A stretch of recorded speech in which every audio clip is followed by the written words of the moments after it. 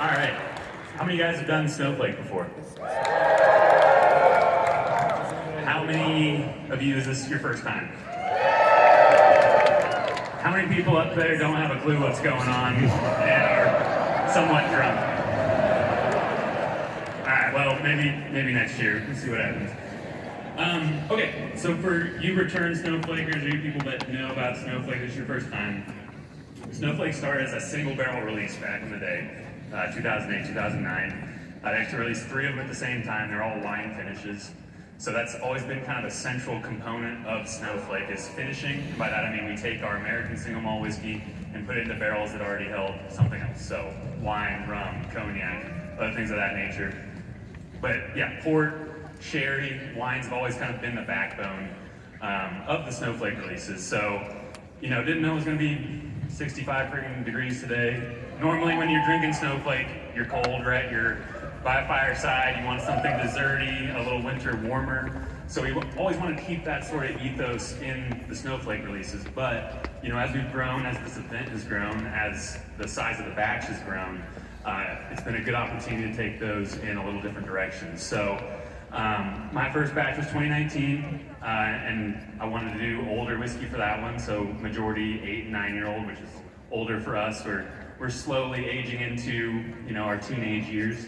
But this year, or 2020 I should say, I wanted to keep that sort of dessert mindset of Snowflake while taking it in a completely different direction. So you might have seen us hint on social media, but apple brandy casks became the kind of the central part of that blend that we then built the rest around.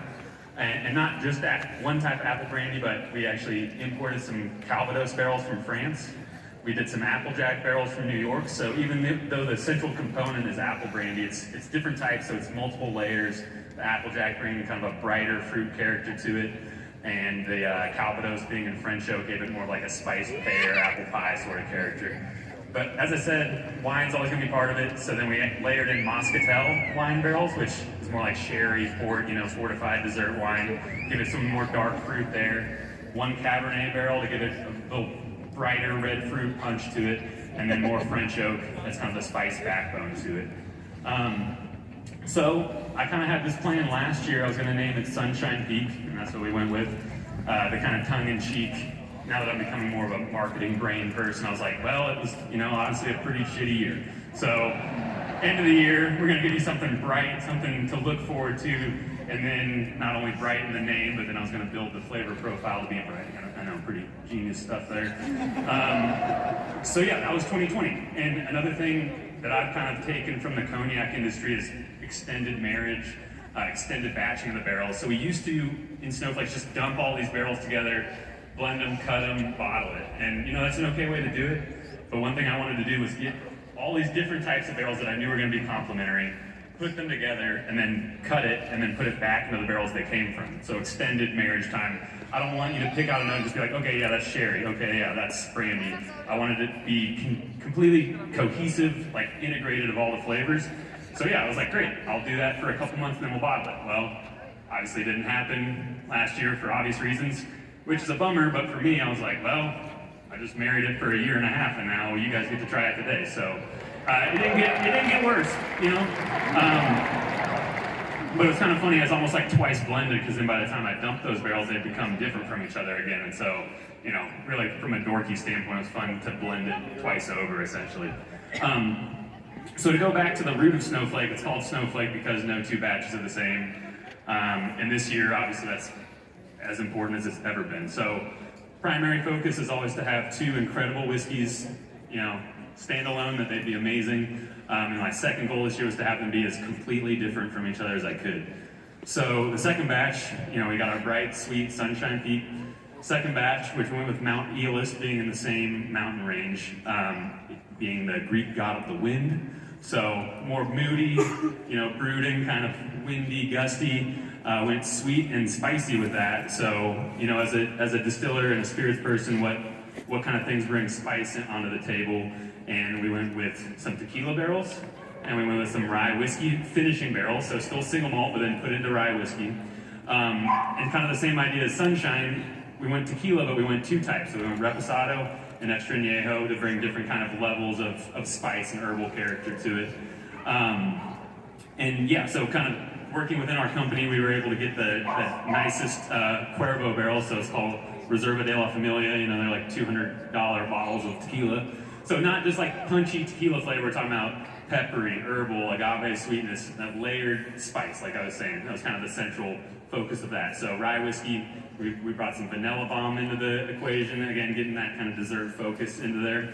And then, as I'll bring it back again, wine character, I wanted to be in the background, so tawny port, less bright flavor, more of that nutty, fruity port character, and then French oak. So that was the kind of the similarity between the two batches, where I found a big new charred French oak barrel, which is really honestly impossible to find. So I split that barrel and then put half into each batch as kind of like, you know, the continuity there. So anyway, I don't know if that was fun for you guys or anything, but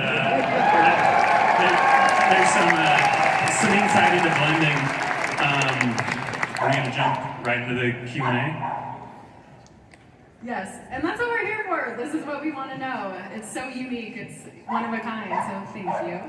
But we will be opening it up to Q&A before we let you guys run to the bottle sales, row by row, of course. So we have Sam and Mindy. They're going to be... Mindy, wave. There she is. Sam, over here. They're going to be on either side. If you have any questions for Owen specifically about Snowflake or about Stranahans, please feel free to ask. It's pretty cool to get the head distiller up here, and there you go. Like a week, I don't know. We love the beard. Very oil for Christmas.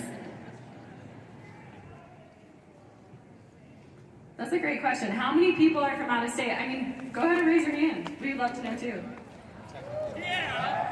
Yeah, that's awesome. Thank you guys for coming to this.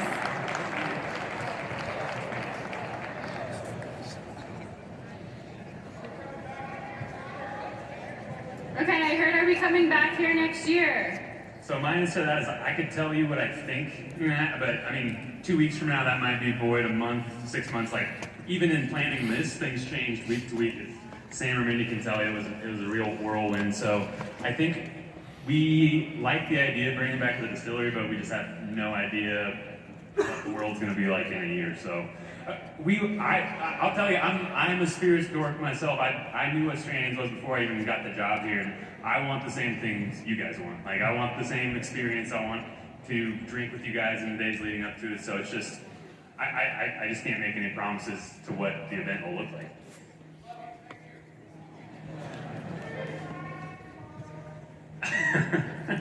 I hope not. Just real quick, that secondary marriage aging process, is that the first time you've done that? Where is that? Okay. Yeah, so, sort of, yes, so, let's get dorky with it. Okay, yeah, so about a year and a half ago, the US changed their regulations so that you could count total time in oak towards your age statement, and for whatever reason, until that point, that hadn't been the case. So like for our sherry release, it's 4-year-old Stranahans that spent 3 years in the sherry barrel at this point. Until last year, that was a 4-year-old whiskey, which is not true anywhere else in the world. So that finally changed.